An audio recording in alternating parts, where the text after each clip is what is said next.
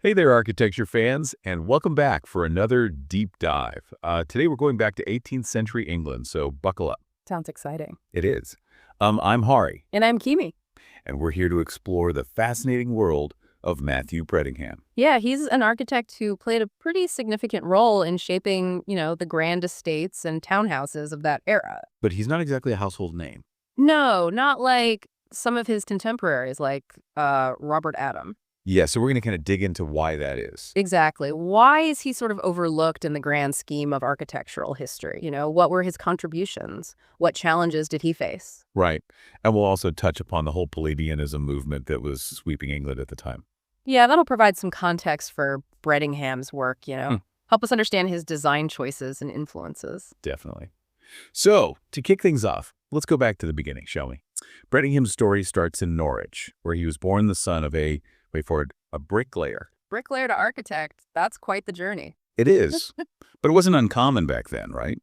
The lines between builder and architect were a bit blurry. Exactly. Many skilled craftsmen, transitioned into design roles just like Brettingham did. So he basically learned the trade from his dad and then, worked his way up. It seems so. And there are records of him working on some early projects, like the Norwich Jail and the Shire House. The Shire House, wasn't there some kind of controversy surrounding that project? You have a good memory, yes. There were accusations of financial irregularities. Oh, juicy. So was he, caught up in some shady dealings early on? Well, the exact details are a bit unclear, who was ultimately responsible and all that. Some accounts point to his brother Robert, who he subcontracted some work to. Others suggest Matthew himself might have been involved. Either way, it definitely added a bit of intrigue to his early career. I bet. But despite that little hiccup, his career really took off when he got involved with Holkham Hall. I mean, talk about a prestigious project, right? Absolutely. Holkham Hall is considered one of the finest examples of Palladian architecture in England. And it was this project that exposed Brettingham to the world of grand design. But how did a builder from Norwich, with a bit of a checkered past, land such a gig? Well, it seems he caught the eye of the project's lead architect, William Kent, and the influential Lord Burlington, who was a huge champion of Palladianism in England. So they saw something in Brettingham, like raw talent or a good work ethic. Both, Yeah. probably. They needed someone skilled and reliable to translate their vision into reality. And it seems Brettingham was the man for the job. So he was essentially brought in as a clerk of works, overseeing the construction, making sure everything was built according to plan. Exactly. And this role gave him invaluable experience, learning from the masters, if you will. Remember, he didn't have formal architectural training. Right. So Holkham became like his architectural school. In a way, yes. And it was here that the debate about Brettingham's true contribution to Holkham begins. Some say he was just following Kent's designs, while others believe his input went far beyond that. Yeah, I could say that would be a point of contention. So what's the verdict? Was he just a skilled interpreter, or did he have a more significant role in shaping the design? Well, that's a question that's still debated today. It's likely that the truth lies somewhere in between, a mix of interpretation and collaboration. Right.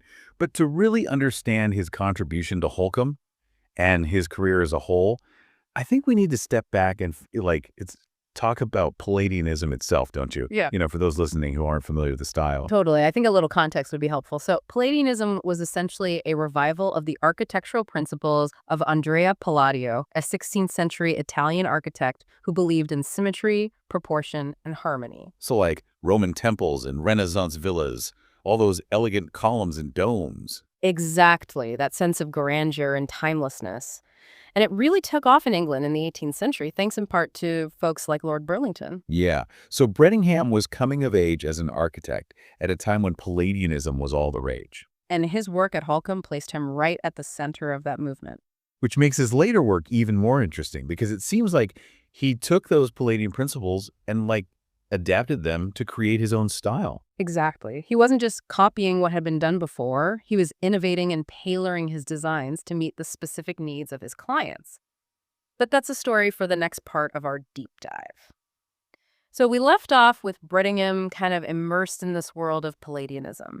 And now we're going to see how that influenced his later work, after Holkham. Yeah, how did he take those principles and kind of make them his own? Did he just copy what he learned, or did he branch out? Well, it's interesting to see how he kind of blended those Palladian ideas with the practical needs of his clients and the specific sites he was working with. Take Gunton Hall in Norfolk, for example. It's a beautiful house built in 1745. And it really shows his ability to combine grandeur with, practicality. So you get this impressive house that's still comfortable to live in. Yeah, so it wasn't just about, like, aesthetics, but also about creating functional spaces. That makes sense. I mean, his clients were probably looking for homes that reflected their status, but were also livable, right? Exactly. And that ability to balance those two things probably contributed to his success. He was innovating, coming up with new ideas, tailoring his designs to fit the needs of his patrons. And one project that really highlights this is Norfolk House in London. This one was a game changer. Norfolk House, the one in St. James's Square. That was a big deal for Brettingham, wasn't it? Yeah. I mean, he was moving from country estates to designing a townhouse in the heart of London. It was a huge step up, for sure. And it showed that he could handle the demands of urban architecture, attract those high-profile clients, the London elite. The exterior was very much Palladian, classical proportions, elegant symmetry, all that. But it was the inside, the layout, that really set Norfolk House apart. Okay, so what was so special about the layout? Did he invent something new? He did. He did something pretty revolutionary.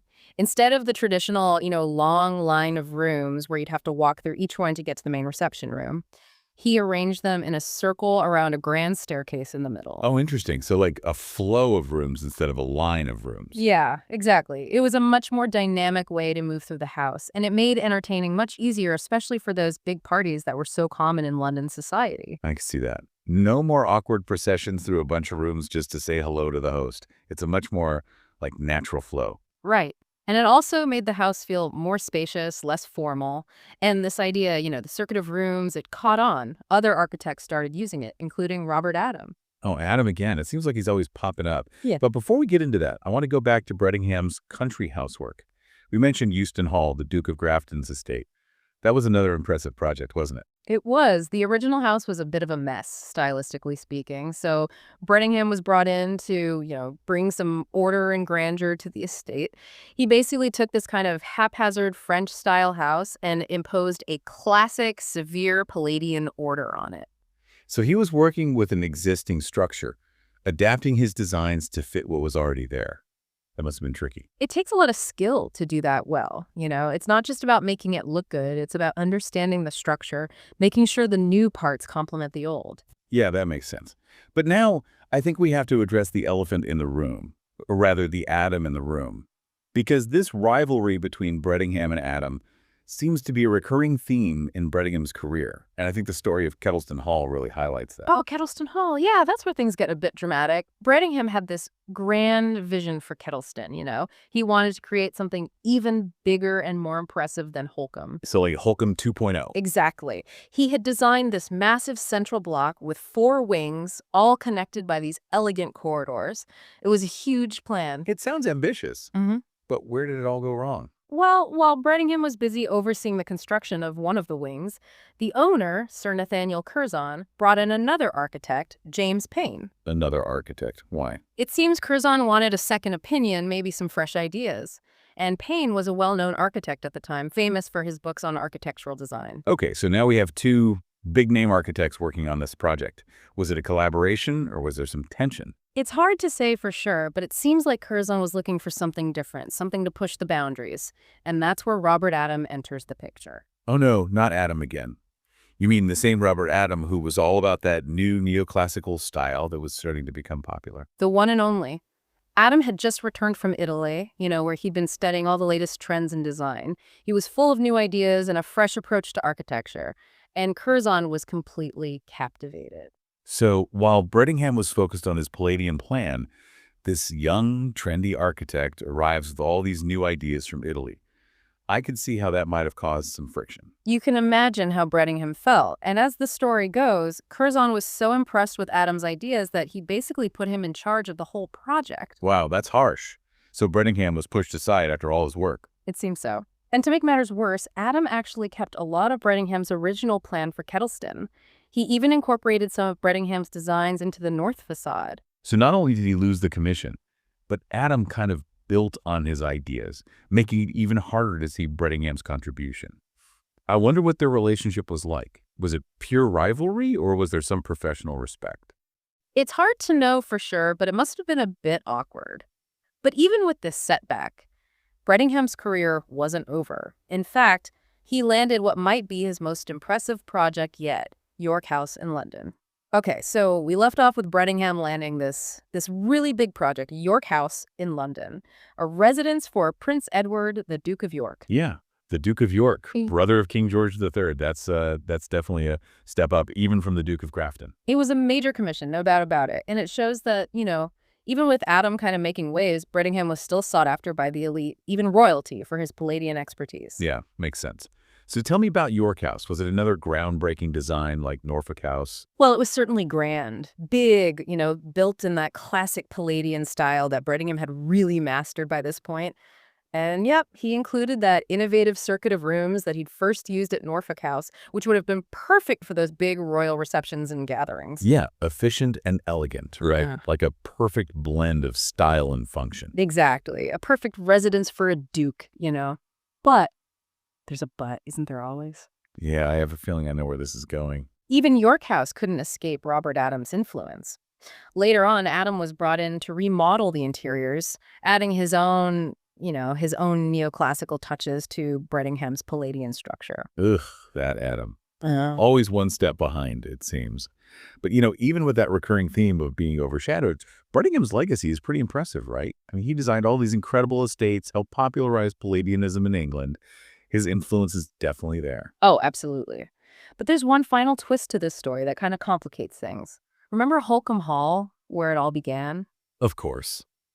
Holkham, the grand Palladian masterpiece, Brettingham's big break. Right. Well, in 1761, Brettingham published the plans of Holkham. And get this, he claimed himself as the architect. Wait, hold on. Didn't William Kent design Holkham? Was Brettingham trying to, rewrite history, claim credit for someone else's work? Yeah, that's how a lot of people saw it, including some big names like Horace Walpole. He basically accused Brettingham of plagiarism, caused quite a stir. Bet it did. But was there any truth to Brettingham's claim? Or was he just trying to, boost his own reputation? Well, it's a bit of a gray area, to be honest. I mean, Kent definitely provided the overall vision, but Brettingham was super involved in the execution, overseeing the construction, probably making lots of design decisions on site. So it wasn't like he was just blindly following instructions.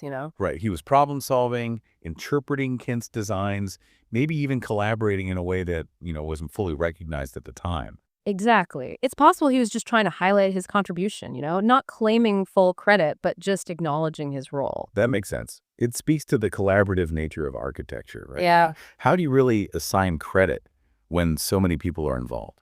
It's a good question. And I think it's a key takeaway from Brettingham's story. Architectural history, it's not always black and white. It's messy. It's full of influences, collaborations, reinterpretations.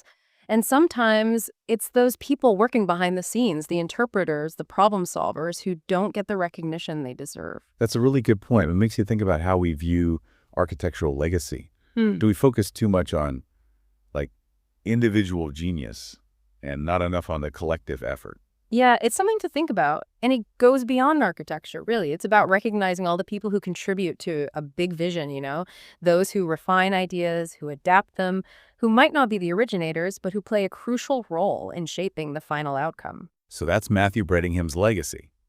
A talented architect, skilled in Palladianism, innovative in his designs, but perhaps a little too often in the shadow of others. I think that's a fair assessment. And even though he might not be a household name, his work is still out there, Those grand estates, those elegant townhouses, they're a testament to his skill and vision. So listeners, we encourage you to go out there and explore Brettingham's work. Check out those amazing buildings he had a hand in creating. And maybe, as you're admiring them, you can ask yourself, what if Brettingham hadn't been overshadowed by Robert Adam? Would his name be more widely known today? It's an interesting thought, isn't it? It is. And on that note, we're going to wrap up our deep dive into the world of Matthew Brettingham. Thanks for listening.